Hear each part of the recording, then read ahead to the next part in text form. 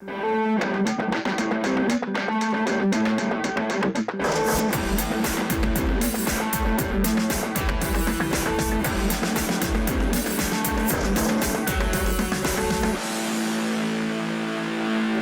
zur neuen Folge von Gerrits Tagebuch. Wir stehen hier, sagen wir mal, speziell, das kennt ihr gar nicht, ganz viele Gleise und Gerrit hat ja nicht so viel mit Gleisen zu tun. Lars hat mehr mit Gleisen zu tun hier. Wenn wir beide aufeinander stoßen, ist es eigentlich immer der Garant dafür, dass irgendwas Spezielles passiert ist. Wir waren mit Und geheim. Geheim. Wir waren mit James May in England, haben einen Weltrekordversuch mit Zügen zusammen gemacht. Wir waren hier in einer großen Lokomotiven-Wartungshalle und haben einen Weltrekord zusammen gemacht.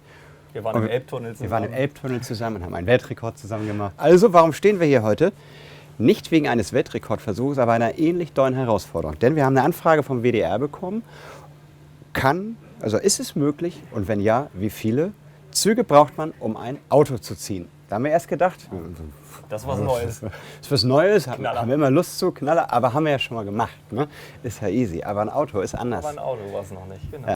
Hier haben wir schon mal erste Sachen, weil wir morgen mit dem WDR drehen, der kommt hierher und macht die Matz. Das ist das, was die Prominenten, das ist eine Rateshow, eingespielt bekommen als Information und Bilder vorweg. Da werden wir morgen hier ganz viele Versuche zeigen, ausprobieren und am Ende werden wir aber die entscheidende Frage natürlich offen lassen, damit das dann in der Live-Sendung gezeigt werden kann oder geraten werden muss. Wie viele Züge braucht man denn nun, um Lokomotiven, um ein Auto zu ziehen? Richtig. Und jetzt sind wir bei unseren unfassbar vielen Lokomotiven, die wir hier haben. Ja. Aber wir brauchen nicht unfassbar viele verschiedene Lokomotiven. Wir brauchen die eine, die sinnvollerweise am meisten zieht und die wir in kürzester Zeit in ganz großer Stückzahl bekommen können. Oder irgendwo einen Quadratmeter im Lager finden, wo sie zufälligerweise liegt. Haben wir aber nicht, haben wir schon geguckt. 100 gleiche ist halt für uns nicht der Normalfall. Weil wenn die unterschiedlich groß sind, mehr Achsen, weniger Achsen haben und dann anfangen die Räder sich durchzudrehen, das haben wir schon mal ausprobiert mit verschiedenen, sieht zwar toller aus, aber ist unmöglich. Das rackelt sich alles zu Tode. Wir haben auf dem Hof getestet. Also genau, mit Platten, ohne Platten. Mit Teerschneider hier, mein i3, das Elektroauto, hat so schmale Reifen und ich kann sagen, das bringt eine Menge, auch wenn es scheiße aussieht.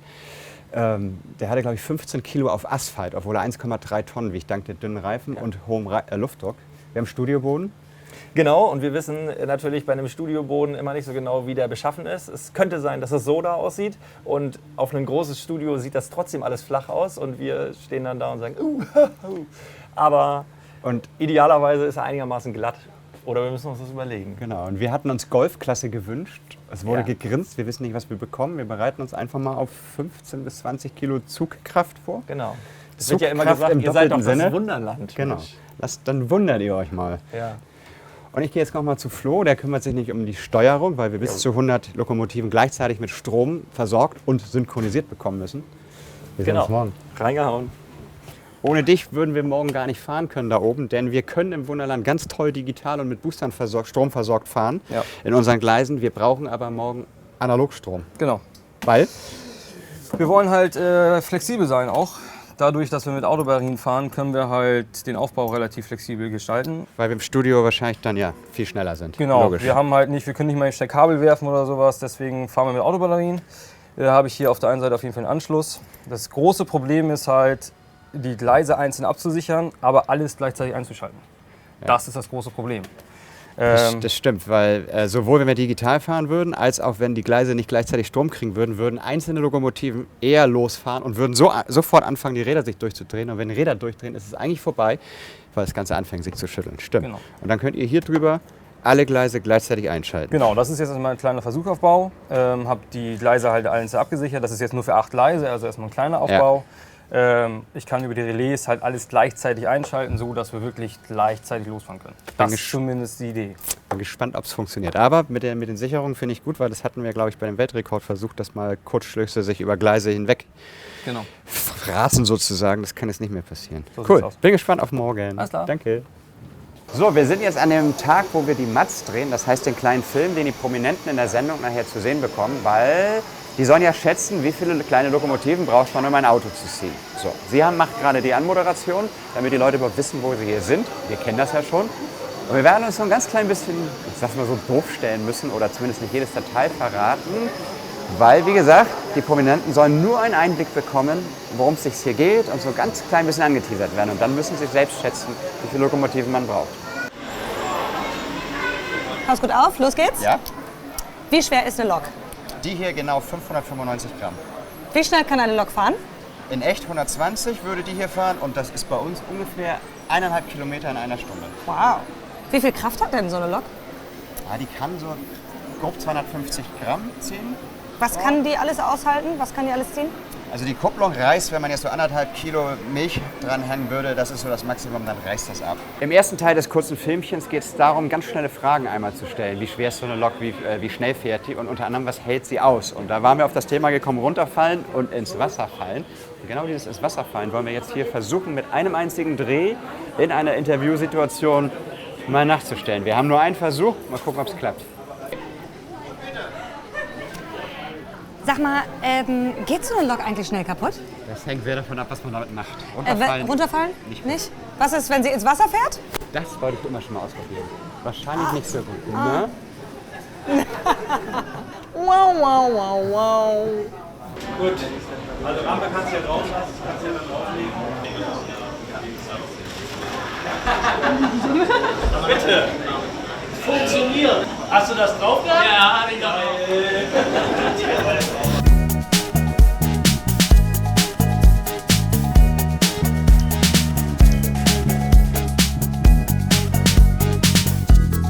Gerrit hat nämlich gesagt, so eine Lok kann 250 Gramm ziehen. Stimmt das? Sie sagt 300 so ungefähr. Also das ist sogar ein bisschen stärker, als Gerrit gemeint hat. Okay, lustig. Aber es locker geht ja total gezogen. easy. Wir haben ja 200, nee, was haben wir gesagt, 310 Gramm Zugkraft. Und das, was jetzt drauf liegt, ist ja in Zugkraft umgerechnet wesentlich weniger. Das ist einfach nur eine Belastung des Wagens. Ah, okay. Das reißt ab, die Kupplung. Genau, die Kupplungen halten nicht die Gesamtzugkraft schon von 3 nach vorne fahrenden Loks. Das heißt, wir müssen uns irgendwas überlegen, wie wir die ganzen Loks in einem Gespann gegenseitig miteinander verkuppeln, dass es nicht aus den Schienen springen kann, dass alle Loks einander runterziehen, unten auf den Schienen befestigen und damit der ganze parallel Power das Auto miteinander fahren. Genau. Gut.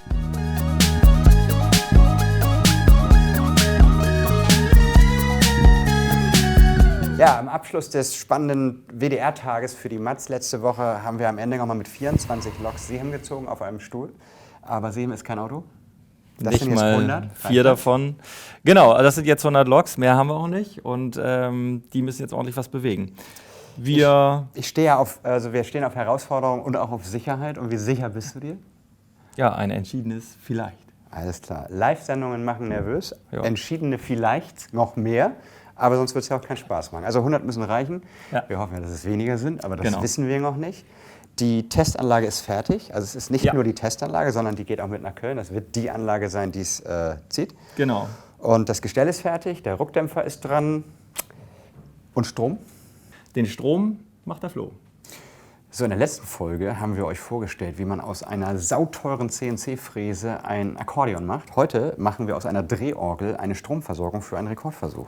Ja, einfach wär's irgendwie oder halt auch nicht.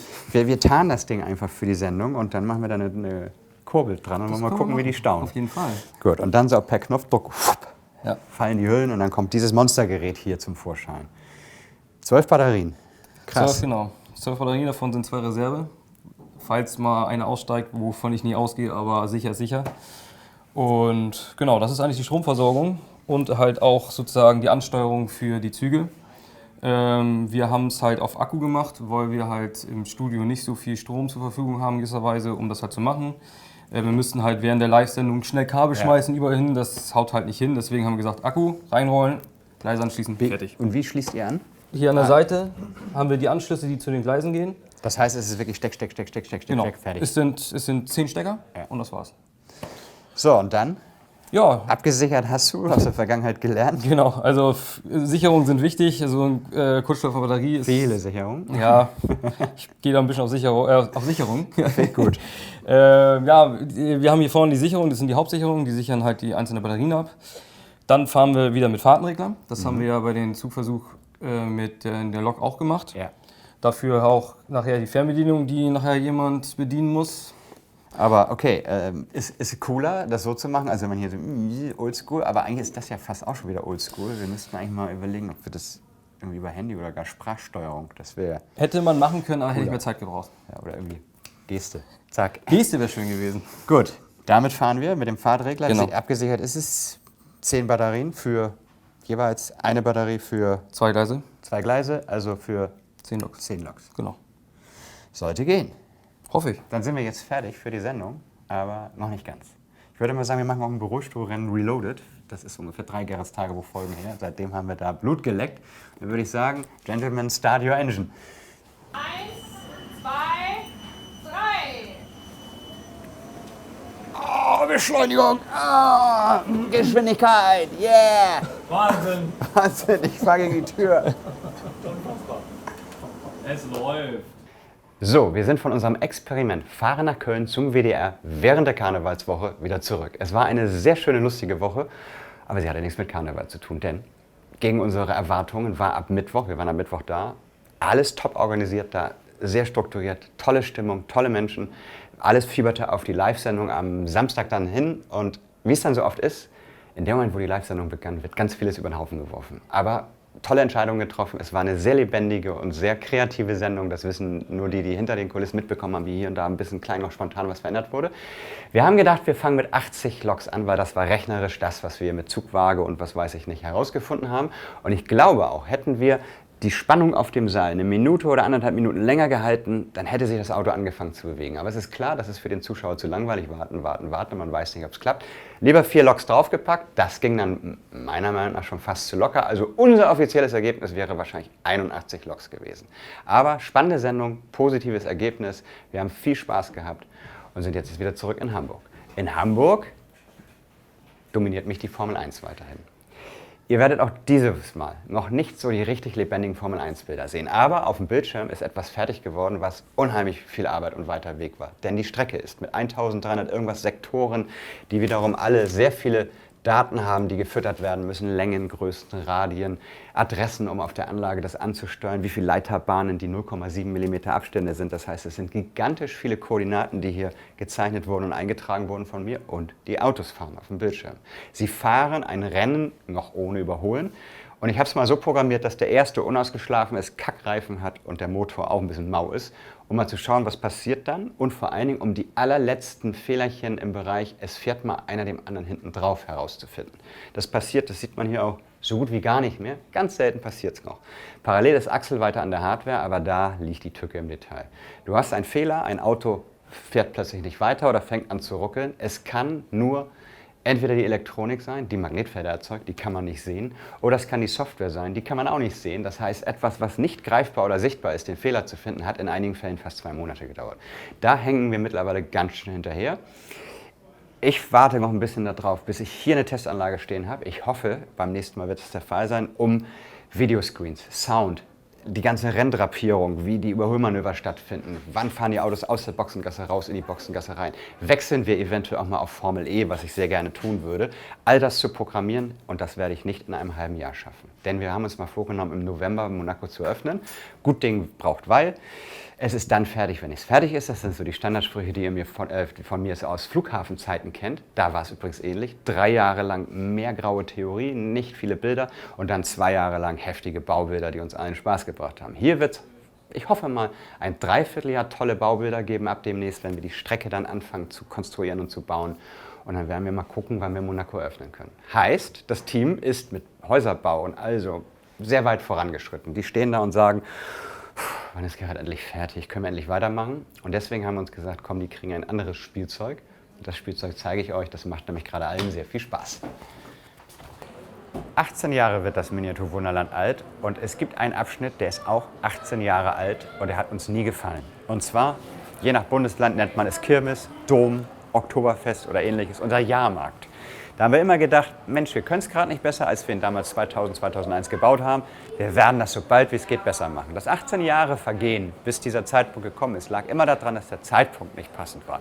Aber wie ich schon sagte, Formel 1 braucht ein bisschen mehr Zeit, der ist jetzt perfekt. Und das heißt, seit 2 Wochen ist eigentlich nahezu das gesamte Team voller Fieber und Feuer und Flamme dabei. den Jahrmarkt des Jahrhunderts sozusagen im Wunderland zu bauen. Es wird voller Fahrgeschäfte sein, es wird zigtausende LEDs geben, es wird mindestens 20.000 Stunden, Arbeitsstunden sein, die natürlich voller Freude und Enthusiasmus stattfinden, weil wir werden auch zu Herstellern fahren, wir werden Jahrmärkte testen ohne Ende, mit mir auf jeder Achterbahn in allererster Front, denn ich liebe sie. Deswegen ist mein Traum auch, ein Vierfach-Looping oder zumindest eine Looping-Achterbahn zu bauen. Weiter an dieses Riesenproblem, wenn wir etwas in 1:87 schrumpfen wollen, müssten wir für diese Bewegungen auch die Zeit in 1:87 schrumpfen und die Erdanziehungskraft durch 87 teilen. Ein Riesenproblem, ich hoffe, wir kriegen es trotzdem hin. Autoscooter, der mit vielen, vielen wuselnden Autoscooter-Autos mit Unfällen und so weiter fährt. Momentan ist auch die Phase der Träume, in der Technik geht's los, alles wird entwickelt und alles ist am Fummeln, was man machen könnte. Wir werden ganz viele Knopfdrücker machen, wir werden versuchen, auch irgendwie Ideen zu haben, dass das möglichst auch interaktiv ist. Auf jeden Fall, wir sind alle gerade ein bisschen im Jahrmarktsfieber. Drückt uns die Daumen, dass wir unsere Pläne da mit Backstage Live und ganz viel Müll und Menschen und Gewusel und Licht hinbekommen. Auch in dem bisschen Zeitplan, den wir uns vorstellen, weil ich will ja mit der Monaco-Unterbrechung nicht jetzt irgendwie 2 Jahre unterbrechen, sondern eigentlich nur ein paar Monate. Und dann drückt mir die Daumen, dass wir das hinkriegen und dass in der nächsten Folge ihr eventuell tolle Monaco Formel 1 Durchbrüche erlebt. Ich würde mich sehr freuen. Vielen Dank fürs Zusehen. Bis dann. Tschüss. Wahnsinn! Es geht los!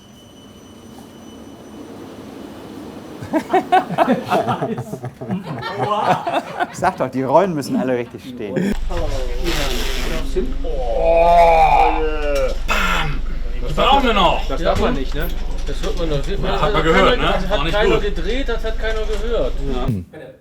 So, 24 Züge haben Sie hingezogen. Loks. Loks, Bam. es sind Loks. So, Seehem haben wir mit 24 Zügen gezogen. So, nach 24 Zügen ziehen Seehem. Seht ihr jetzt nicht die 25 Takes, die wir hier bereits gedreht haben. Ich bin die ganze Zeit unten, nur dass du weißt. Achso, ja, das ist schön für die, Zeit für die Outtakes, ne? Outtakes, ja. Das ist schon mal einer. Wir haben das Gestell vorgespannt. Wir haben da dann den Ruchdämpfer. Seid ihr angeschnallt? Geschwindigkeitsrausch.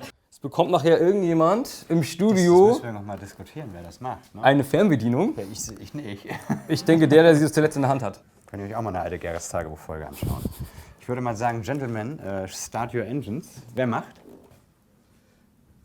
Ja, Ich bin der Letzte, der... Ich will... Achso, ich soll... Okay.